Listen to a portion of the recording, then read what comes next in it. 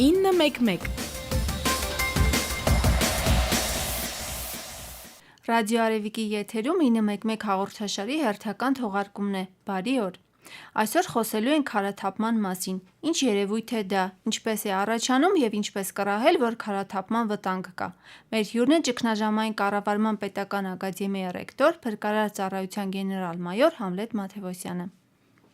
Պարոն Մաթևոսյան, ինչ պետք է իմանալ քարաթափման մասին։ Առաջին հերթին կարծում եմ պետք է իմանալ, թե ինչ է քարաթափումը, որովհետև ճանապարհների եզրերին կամ զբոսաշրջության ժամանակ տուրիստական արշավների ընթացքում կարելի է պարզապես դիտողական, տեսողական, տեսազնման միջոցով որոշել քարաթափման վայրերը եւ հասկանալ եւ իմանալ ինչպես նման վայրերում իրենց պահել։ Ընդհանրապես քարաթափումը դա քարերի հոսքն է դեպի ներքև, լանջով ներքև, ծանրության ուժի ազդեցության տակ։ Իհարկե այդ ծանրության ուժը միշտ էլ կա, բայց խնդիրը նրանում է, որ երբ որ տեղի ունեն ծանրության ուժի տեղաշարժ, ծանրության կենտրոնի տեղաշարժ, ապա դեպի ներքև տանող ուժը հենց որ մեծացավ նրան պահող ուժից, սահքի ուժից, նրանք սկսում են սահել ներքև եւ առաջացնում են շատ վտանգավոր երևույթ այն առումով, որ հարվածի մեծ ուժ են ունենում, այդ քարերի տարբեր չափեր են լինում են շատ մեծ քարեր, որոնք կարող են հարվածելիս նույնիսկ մեքենային շպրտել ճանապարհից դուրս։ Այսպիսի հարվածող ուժեր կարող են լինել, այդ բոլորը կախված է այն քարերի տեսակներից, որոնք որ կգլորվեն։ Հիմնականում գլորվում են այն պատճառով, որ հողմնահարված են լինում տվյալ լանջերը, քիչ հետո գուցե դրանց կանդրադառնանք մենք։ Որոնք են այս երևույթի առաջացման պատճառները եւ ինչպես է այն դրսևորվում։ Այս երևույթի առաջացման պատճառները բազմաթիվ են, նաև մարդու գործունեության հետևանքով կարող են առաջանալ բնական երևույթների հետևանքով, օրինակ երկրաշարժերի դեպքում, եթե ցնցումներ լինեն տվյալ հատվածներում, այդ ցնցումներից կարող են տեղի ունենալ քարաթափումներ։ Քարաթափումներ կարող են տեղի ունենալ օրինակ հրաբխի ժայթքումից։ Ես բերեմ երկու օրինակ, 2011 թվականին Ճապոնիայում տեղի ունեցավ այդպիսի ուժեղ քարաթափում երկրաշարժի հետևանքով, իսկ 2016 թվականին հրաբխի աշխատելու հետևանքով, հետևաբար նաև հրաբխից։ Բնական երևույթներից կարող է նման քարաթափում առաջացնել կայծակը, նայած ինչպես է հարվածում եւ կայծակի հարվածի ուժից նույնպես կարող են առաջանալ քարաթափումներ, իհարկե կայծակը ինքը որպես ուժ չի ազդում, այլ ինքը նպաստում է քարաթափման գործընթացներին։ Իսկ մարդը ինչպես կարող է, օրինակ ճանապարհաշինարարության ժամանակ տարբեր տիպի պայթեցումները, որ մարդիկ անում են, պետք է հաշվի առնել, թե ինչ հատվածներում ենք մենք աշխատում եւ ինչ հզորությամբ պայթյուններ կարելի անել, որպեսզի այդ հավասարակշռությունը քարերի մենք չխախտենք։ Ծանր մեքենաների գնալը, որոնք տատանումներ են առաջանում, այսպես ասած վիբրացիաներ, որոնք կամաց կարող են թուլացնել լանջը եւ նույնպես նման ձայնային ազդանշանները, շատ բարձր ձայները նույնպես կարող են իրենց ազդեցությունը թողնել քարաթափումների վրա։ Այսինքն մարդը իր գործունեությամբ կարող է, որտեղ մարդը իր գործունեությամբ նաև խաղում է ջրերի հետ, իսկ քարաթափումների հիմնական պատճառներից մեկը դա ջրերն են։ Ջրերը շատ հետաքրքիր դեր են կատարում։ Տեսեք, հողմնահարված, պատկերացրեք հողմնահարված ժայռի հատված մենք նայենք, դա նշանակում է քարերի մեջ կան ճաքեր, երբ որ անձրև է գալիս կամ ձյուն է տեղում, ապա անցնում են այդ ճաքերից ներս, գիշերը սառչում է, դա սառույց է դառնում, սառույցը ընդարձակում է փաստորեն եւ քարին հրում է, քարը ջարդում է, հրում է, կամաց այդ ճեղքերը դառնում են շատ ավելի մեծ ու լուրջ դեր են սկսում խաղալ։ Հետևաբար նաեւ այս ջրահեռացման հետ կապված բավականին խնդիրներ կան։ Իհարկե խոսքը չի վերաբերում ձյան հետևանքով կամ անձրևների հետևանքով, այդ նույն ջրերը կարող են նաեւ մարդու գործունեության արդյունքում ողողել հողմնահարված այդ ապարները։ Ի վերջո դրանք կարող են շարժվել նաև կենդանիների պատճառով, որտեղ կենդանիները իրենց սմբակիկներով, կոճղակներով կարող են հողմնահարման պատճառ դառնալ եւ անընդհատ ցատկելով քարից քար եւ այլն թուլացնել քարերը ու իմացած ժամանակահատվածներում, եթե հանկարծ նաև հողմնահարման երևույթ կա ու սառույցի հալելու, չհալելու, անձրևաջրերի ներթափանցման եւ այլն, ապա շատ արագ ձևով նրանք կարող են հողմնահարվել ու կորցնել իրենց հավասարակշռությունը։ Հայաստանի հատկապես որ վայրերում են քարաթափումներ տեղի ունենում, կան հիմնական օջախներ։ Այո, իհարկե, Հայաստանի գրեթե բոլոր գետերի կիրճերում արկա են նման օջախներ։ Դա Որոտանի կիրճը կլինի, Արփայի կիրճը կլինի, Դեբետի, Աղստևի, բոլոր չկա, չունենք մենք մի գետային կիրճ, որտեղ մենք չունենանք քարաթափումներ։ Նույնը եւ Հրազդանի ձորում մենք ունենք բավականին շատ քարաթափման վայրեր։ Օրինակ, ասենք նույն հիդրոէլեկտրոկայանի Գյումուշ, նրա մոտ մենք ունենք այդպիսի վայրեր Հրազդանում։ Այլ կերպ ասած, բոլոր տեղ, բայց տեսեք օրինակ Վայոց ձորը, եթե մենք վերցնենք, ինքը քարաթափումը ինչով է, ինչ հատկություն ունի։ Տեսեք, մի քարը կարող է վերևից պոկվի, բայց ինքը հարվածի այլ քարերի եւ ինչպես դուք ասացիք, դոմինոյի էֆեկտի միջոց նման բազմաթիվ քարերի հեղեղ փաստորեն կարող է առաջանալ եւ գնալ դեպի ներքև։ Ինչու եմ ես այս գետահովիտների մասին խոսում։ Որովհետև գետահովիտները շատ ավելի վտանգավոր են, քանի որ երկրորդային վտանգ կարող է առաջանալ։ Այսինքն, քարաթափումը կարող է թափվել ջրի մեջ, առաջանա ջրի մեջ արհեստական պատվար, ջրի մակարդակը բարձրանա, բայց քանի որ ինքը արհեստական պատվար է, հետո կարող չի դիմանա հաստատ ջրի ճնշմանը,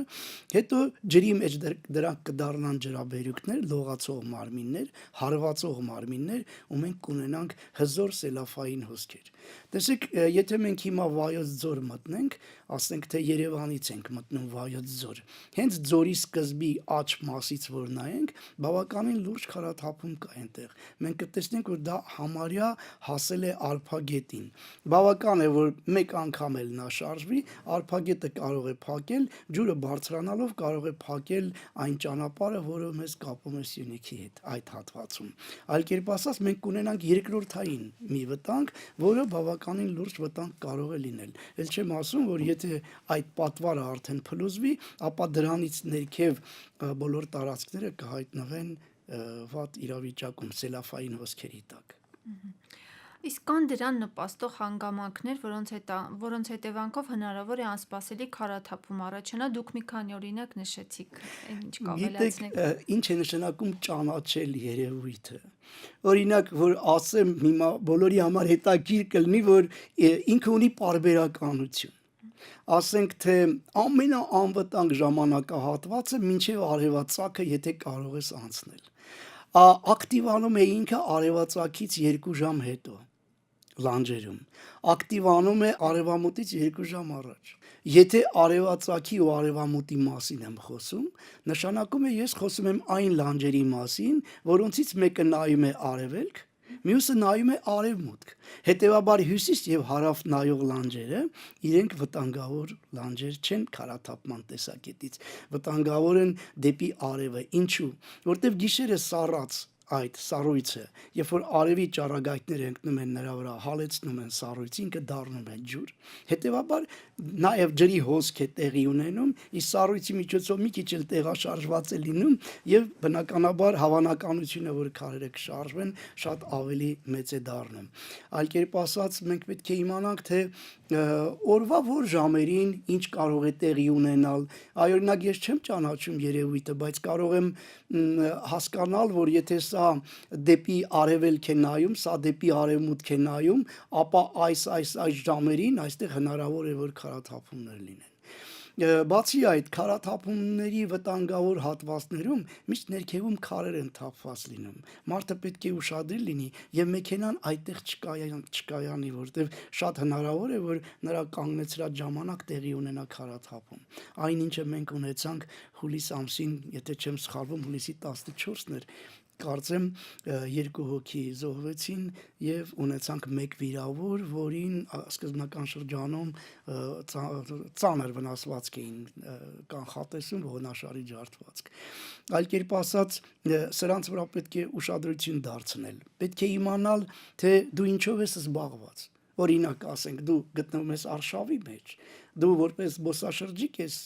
զբոսնում, թե պարզապես քո ճանապարհով դու ճամփորդում ես։ Ամեն միտեղ իրեն մոտեցումները ունի։ Օրինակ, ասենք, եթե ինքը տուրիստական արշավի է գնում, ապա պետք է իմանա, որ քարաթափումները երևում են։ Այդ քարաթափումները կոչվում են չինգիլներ, թափված քարերը, որոնք կոնի տեսք ունեն, վերևի մասը սուր է, ներքևի մասը լայնացված, այսինքն եռանկյուն կոնի տեսք ունեն։ Եվ որքան շատ է քարերը, այնքան էներգիան մեծ է։ Ստացվում է, որ ներքևի մասում էներգիան ավելի մեծ է, քան վերևի մասում։ Դրա համար ներքևի մասի 10 սանտիմետրանոց շարժը կարող է վերեմի մասին բերել 1 մետրից ավելի շարժի, որտեղ ներքևում էներգիան բավականին մեծ է։ Մի քիչ այս տեսակետից եթե մենք նայենք, պետք է նաև իմանանք, եթե մենք մագլցում ենք քարաթափումների վրայով, մեր ճանապարհը այդտեղով է անցնում, օրինակ ասենք Արագածի լեռան գագաթներից մեկը, 4-րդ գագաթը այդպիսին է, արևմտյան գագաթը, այնտեղ շատ ուշադիր պետք է լինել այդ քարաթափումներից խուսափելու համար։ Բարձրանալու ժամանակ մեծ քարերի վրայով բարձրանալը դյուրին է, բայց իջնելու ժամանակ մեծ քարերի վրայով շատ դժվար է իջնել, մանր քարերի վրայով իջնելն է դյուրին։ Դրա համար բարձրանալ եւ իջնել խորհուրդ է տրվում շեղ ձևով, ոչ թե ուղղահայաց դեպի կոնի գագաթը։ Այլ կերպ ասած, պետք է իմանանք, թե բոլոր այն մարդիկ, ովքեր որ աշխատում են լեռներում, գործում են լեռնային պայմաններում, պետք է այս քարաթափումների մասին գաղափար կազմեն։ Իսկ այդպիսի մասնագիտությունները շատ են, օրինակ էներգետիկները, որոնք կարող են էլեկտրական հաղորդալարեր անցկացնել լեռներով, կապի մասնագետները, որոնք կարող են կապ անցկացնել լեռներով, տեղադրելով իրենց այդ անտենաները, ալեհավաքները եւ այլն։ Գազատարներ անցկացնողները, որոնք դարձյալ լեռներով են անցկացնում, պետք է անպայմանորեն հաշվի առնել դա ինչու, որովհետեւ այդ նույն քարաթափումները ինչպես սպառնում են մարդկանց, այդպես էլ սպառնում են ենթակառուցվածքներին։ Կարող են գազատարներ շարքից անել, կարող են ջրատարներ շարքից անել, կարող են էլեկտրական ցանցեր շարքից անել, դրա համար պետք է իմանալ, թե որը որտեղով անցկացնել, որտեղ են վտանգներ սպառնում, որպեսզի անվտանգ վայրերով մենք անցկացնենք, հետագայում չկանգնենք քարաթափումների փաստի առաջ։ Առհասարակ կանխարգելիչ ինչ միջոցառումներ են իրականացվում կամ պետք է իրականացվեն նման անցանկալի երևույթից զերծ մնալու համար։ Նախկինում գրեթե բան չէր արվում, բայց վերջին տարիներին բավականին հետաքրքիր կանխարգելիչ միջոցառումներ են։ Նախկինում ոչ թե բան չէր արվում, ընդհանրապես հենապատերի միջոցով էին աշխատում, հենապատեր տեղադրելով, որ քարաթափումները գան հենապատերին հարվածեն, չընկնեն ճանապարհների վրա, ճանապարհամերձ տարածքներում։ Մնացած տարածքներում աշխատանքներ չեն տարվել։ Ներկայումս բացի այդ հենապատերից կան նաև ցանցեր, երբ որ ցանցապատում են։ Ցանցապատումը ինքը էժան մեթոդ է, բայց նրա հետագա շահագործումն է շատ դժվար, որտեվ ժամանակ առ ժամանակ պետք է ցանցի հետևի մասից մաքրել այն քարերը, որոնք որ իրեն արդեն դարձնում են կրիտիկական զանգված, այսինքն այնպիսի ծանրություն, որը կարող է պոկել նաև ցանցը։ Այս առումով ցանցի ընտրություն էլ պետք է կատարվի, այդպես չի, որ կամայական ցանց կարելի է դնել, ինչպես մենք մի քանի տեղ գիտենք Երևան քաղաքում դրված, դրանք քարերի չափերից են կախված, այդ դրածները ճիշտ են, բայց կան այնպիսի տեղեր, որտեղ նման ցանցերը չեն կարող օգտակար լինել։ Մինչև 12 մմ հաստությամբ կարող են ցանցի այդ լարերի հաստությունը կարող է մինչև 12 մմ բավականին, նայած ինչ չափի քարերի հետ մենք գործ ունենք։ Ցանցապատումը շատ կարևոր է, բայց մի հետաքրքիր բան էլ կա, որ ասեմ, մեթոդ, դա այն է, որ կարելի է պարզապես բետոնի միջոցով, երկաթ բետոնի միջոցով այդ քարերը ամրացնել։ Կարելի է այնպես անել, որ ջուրը չանցնի այդ ճեղքերի մեջ, այդ ճեղքերը բավական է, որ մենք փակենք, ջուրը չի անցնի ճեղքերի մեջ, հետևաբար չի տեղի ունենա ընդարձակում սառույցի միջոցով եւ մենք քարաթափումների արագությունը խիստ ձևով կնվազեցնենք։ Այստեղ խնդիրը կայանում է նրանում, որ յուրաքանչյուր տարածքային մարմին, այսինքն յուրաքանչյուր համայնք, իմանալով իր համայնքին սպառնացող վտանգները, կարող է այդպիսի գործընթացներ իրականացնել, այդպիսի համրացման։ Մենք ունենք այդպիսի գյուղեր, օրինակ այդպիսի վտանգավոր տեղ մենք ունենք Շատին գյուղում, Եղեգնաձորի տարածաշրջանում Շատին գյուղում ունենք, որտեղ նույնիսկ քարաթափումները դպրոցի շենքին են վտանգ սպառնում, այդպիսի քարաթափումների ժամանակ պետք է ուշադիր լինել, կամ պետք է ամրացնել, կամ արհեստականորեն քարաթափում կատարել։ կանգնեցնել մեքենաները, մարդկանց հեռու պահել, արհեստականորեն կատարել քարաթափում, հետո մաքրել ու շարունակել բնականոն կյանքը։ Այստեղ շատ կարևոր է տեղական ինքնակառավարման մարմինների գործունեությունը։ Նույն տիպի բան ունենք մենք դեպի Խաչիկ գնացող հատվածում ունենք քարաթափումների տեղ, որով փակվում այն միակ ճանապարհը, որը կապում է Խաչիկ գյուղի հետ, որը նույնպես կարելի է պարզապես արհեստական քարաթափում իրականացնել եւ դրանով ավարտել։ Համ լանջի ծանրությունն ենք մենք փոքրացնում, համ էլ ապագա քարաթափումների հոսքն ենք մենք դադարեցնում։ Այնպես որ քարաթափումների կանխարգելման բազմաթիվ այսպիսի միջոցներ կան, պարզապես պետք է այդ միջոցները կիրառել, չարհամարել նման երևույթները։ Երևան քաղաքում մենք քարաթափումների վտանգ ունենք Միասնիկյան պողոտայում, քաղաքի մեջ արդեն, Գազանանցից քիչ վերև, այնտեղ եթե ուշադրություն եք դարձրել, նաև ցանցապատված տեղ կա, բայց այս տարի մենք 2 անգամ այստեղ ունեցել ենք քարաթափում։ Եվ 2 անգամ էլ վնասվել են մեքենաները։ Դա սեպտեմբեր ամիսն է եղել եւ այս հոկտեմբեր ամսին 2019 թվականի։ Հետևաբար խնդիրը կա, եթե դա ցանցերի, ինչպես ասացի, հետևում լցված քարերն են, որոնք արդեն հասել են կրիտիկական զանգվածի, բնականաբար նման քարաթափումներ կլինեն, այստեղ է որ պետք է այդ ցանցերը մաքրվի։ Ընդհանրապես ճանապարհային սպասարկման կառույցների խնդիրը պետք է լինի քարաթափումների դեմ պայքարի, եթե խոսքը վերաբերում է ճանապարհներին,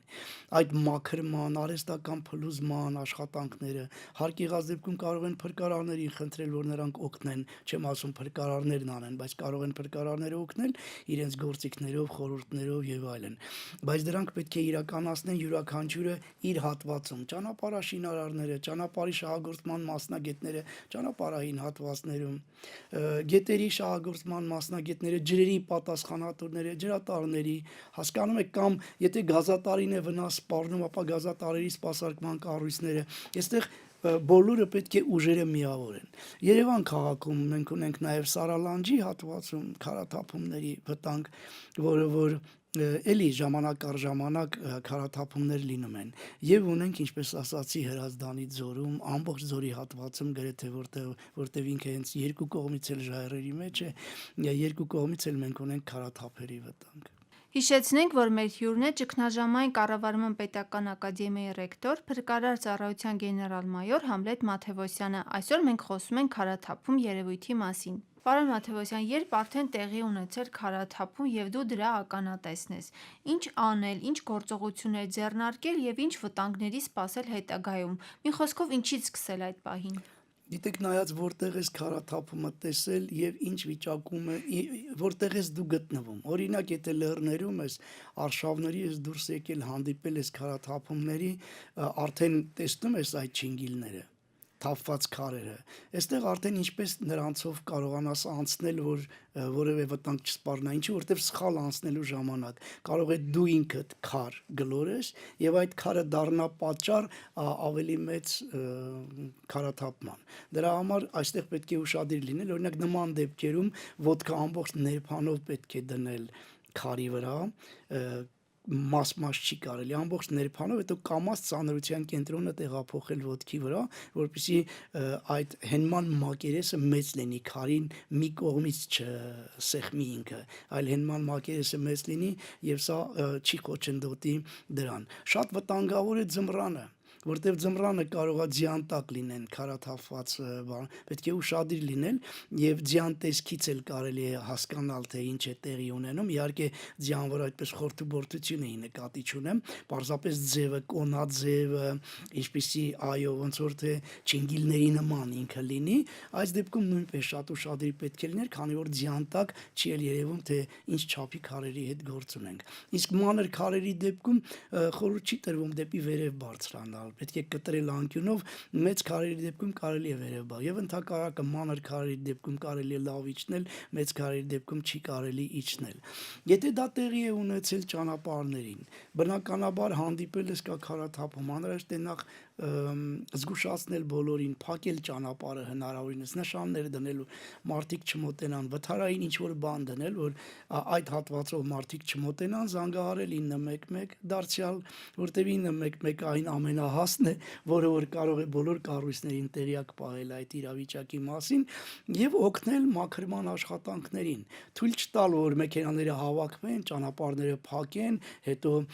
այն մեքենաները, որոնք որ պետք է գան աշխատեն, չգան, հետո խցանումների մեջ մնան, սա բավականին լուրջ աշխատանք է, այսինքն ոնց որ թե հասարակական ձևով կարողանում ես ճանապարհի մի կողմը իրոք բաց պահել, թույլ չտալ երթևեկությունը, որպեսզի դա այստեղ քարաթափված քարերի